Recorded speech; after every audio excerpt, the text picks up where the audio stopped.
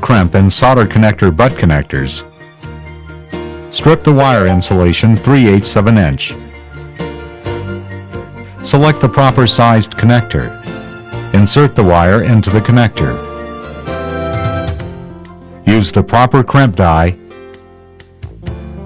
and crimp the connector. The connector must be crimped before heating and soldering.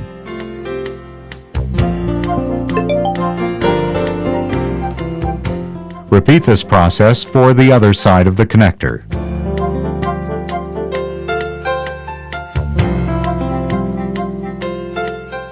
Heat the connector evenly from the center out to the ends until the tubing is fully recovered.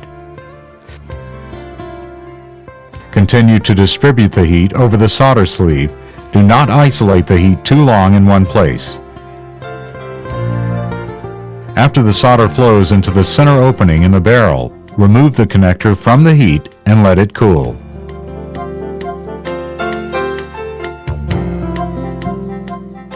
To install sealed crimp and solder connector terminals, strip the wire insulation 1/2 of an inch. Select the proper sized terminal.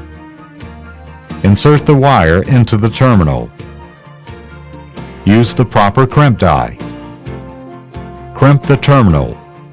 Be sure to crimp the terminal barrel and not the solder sleeve.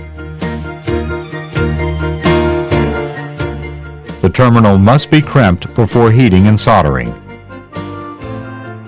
Heat the connector evenly until the tubing is fully recovered. Continue to distribute the heat over the solder sleeve. Do not isolate the heat too long in one place. When the solder begins to flow, remove the terminal from the heat. The solder should flow into the terminal barrel. Make sure the end is sealed.